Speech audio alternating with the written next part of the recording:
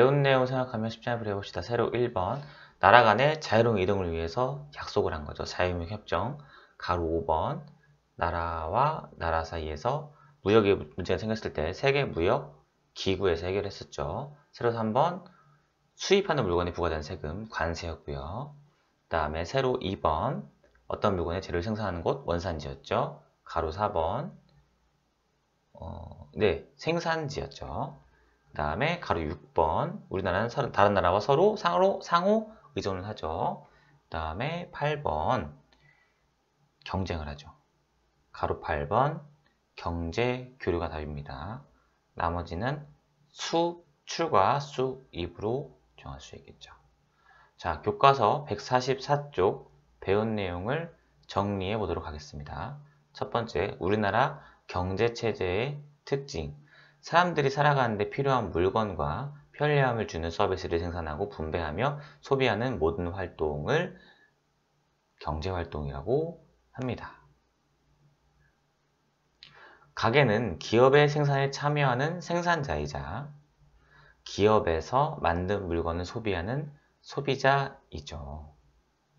기업은 합리적 선택을 해 적은 비용으로 많은 이윤을 남길 수 있도록 노력하고 있습니다.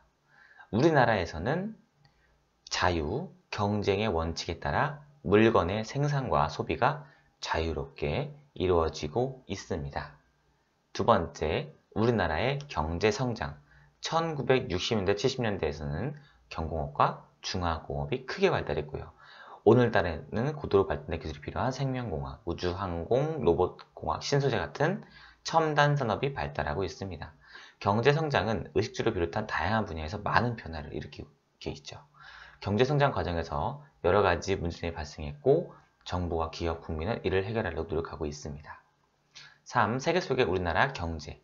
나라마다 자원환경, 자원, 기술이 다르므로 나라마다 잘 생산할 수 있는 물건이나 서비스가 다르다. 각 나라는 자기 나라에서 잘 생산할 수 있는 것을 생산하고 이를 다른 나라와 교류하면서 서로 경제적인 이윤을 얻는다. 다른 나라와의 활발한 교류는 개인과 기업의 경제활동 범위와 내용에 많은 영향을 끼쳤다. 우리나라의 경제발전 단원에서 배운 내용을 함께 알아봅시다. 1번. 생산활동에 참여하는 대가로 소득을 얻어 생활에 필요한 물건을 구입하고 서비스를 제공받는 등 가정, 살림을 같이 하는 생활 공동체를 무엇이라고 했지요? 가게라고 했지요. 자, 2번. 필요한 물건을 싸게 사려는 가게와 소비자의 욕구를 반영한 다양한 물건을 만드는 기업이 만드는 것을 뭐라고 했지요? 시장이었지요. 3번. 나라와 나라 사이에 물건을 사고 파는 것을 무엇이라고 할까요? 무역이었습니다. 자, 우리나라의 경제 발전 단원에서 배운 내용을 그림이나 생각그물로 정리해 보도록 합시다.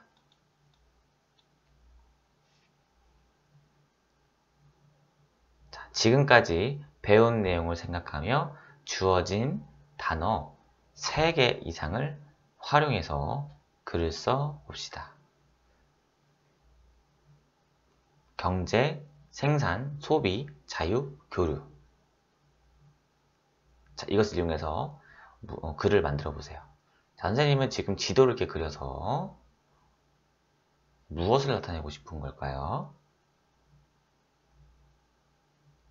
자, 나라와 나라 간의 물건과 서비스가 오고 가는 것을 바로 우리는 무역이라고 했습니다.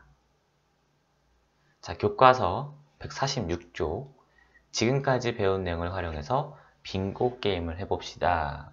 내용이 있는데 자, 이 내용을 하고 싶은데 안타깝게도 우리가 온라인 학습에서는 친구들이 없으니까 빙고는 어렵겠죠? 문제만 만들어 두도록 합시다. 배운 내용을 스스로 평가해 봅시다. 가게와 기업의 경제적 역할을 알고 각자의 합리적인 선택 방법을 설명할 수 있다. 도달 정도를 표시해 주세요.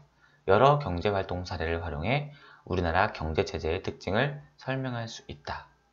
농업 중심 경제에서 공업, 서비스업 중심 경제로 변화한 우리나라의 경제 성장 과정을 설명할 수 있다.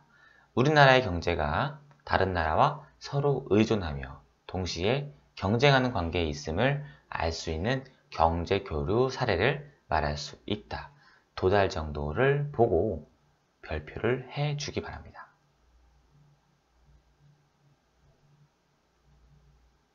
선생님은 이렇게 별 5개의 체크 표시를 했습니다. 자, 교과서 147쪽을 보겠습니다. 다음 그림을 보고 가계와 기업의 경제적 역할을 생각해 봅시다. 자, 무엇을 그리는지 맞춰보세요. 그렇죠. 바로 기업이었죠. 자, 그러면 옆에 있는 이 집은 뭘까요? 가계, 소비자를 의미합니다. 우리 기업과 가게 사이에는 상점이 있고요. 그리고 일자리, 시장이 존재합니다. 자, 가게는 상점에 돈을 쓰죠. 가게가 지출을 하게 되고요. 상점은 기업에 수입을 제공합니다. 기업은 상점에 재화, 서비스 등의 생산과 공급을 하게 되죠. 상점은 가게에게 재화, 물건, 서비스를 공급하게 됩니다. 자, 그러면 가게는 일자리 시장에게 노동력을 공급하게 되고요.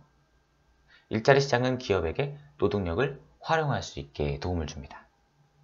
기업은 일자리 시장에게 돈을 제공하게 되죠. 급여를 지급하고요. 일자리 시장은 가게에게 이 돈을 지급하면서 가게가 소득을 올릴 수 있게 됩니다. 자, 그럼 정리해 볼게요. 우리 그림을 보고 가게와 기업이 한 일을 정리해 보도록 합시다. 자, 먼저 가게를 볼게요. 기업에 노동력을 제공하죠. 두 번째, 기업에서 생산한 물건을 소비합니다. 기업은 가게의 도움을 받아 물건과 서비스를 생산하게 되죠. 그리고 가게에 일자리를 제공하게 됩니다. 자, 2번, 가게와 기업의 관계를 한 문장으로 나타내고 그 까닭을 써보도록 하겠습니다.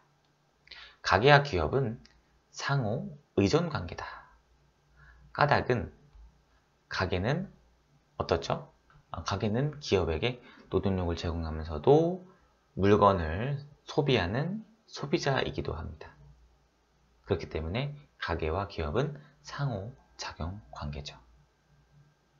자, 이렇게 해서 오늘은 147쪽까지 함께 알아봤는데요.